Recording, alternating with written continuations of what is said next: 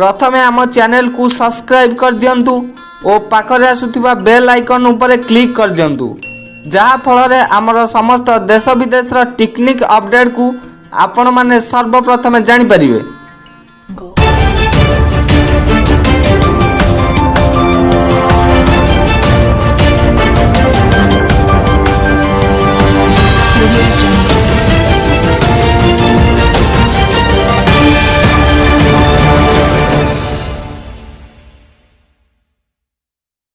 नीलेईपाड़ी रे एक दिवसीय फुटबॉल टूर्नामेंट अनुष्ठित हो जाइछि।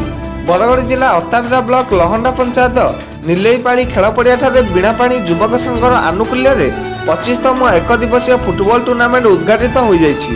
एही अवसर रे खेलाड़ी दल समूह राज्य तथा राज्य बाहर विभिन्न जिल्लारू आसी योगदान करथिले। एही उद्घाटित उत्सव रे बीणापाणी युवक संघर सभापति लोकेश्वर प्रधान सभापतित्व रे होइतिबा बेले संपादक रूपक भोई तथा रेफरी माननकु धरी खेल परिचालना करथिले। एथिरे मुख्य अतिथि भाबे लहंडा सरपंच उर्मिला बेहरा योगदान करथिबा बेले सम्मानित अतिथि गोड़भंगा सरपंच कमलाकांत, सिलेक्ट सरपंच दयासागर नेगी, नीलेईपाड़ी ग्रामर कमिटी सभापति लंबोदर प्रधान, संपादक कृपा सिंधु भोई मंचसीन रही खेलाड़ी माननकु उत्साहित करथिले। एही अवसर रे प्रथम स्थानीय हनुमान मंदिर रे मशाल पूजा करी गाँ भ्रमण करी अतिथि माननकु पाछोटी नहीं सेमाननक द्वारा शुभ उद्घाटन होईछि।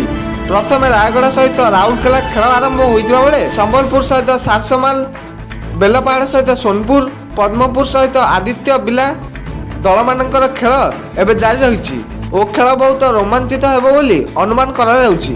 बरगड़रू नवीन दास का रिपोर्ट, न्यूज माइंड ओडिया।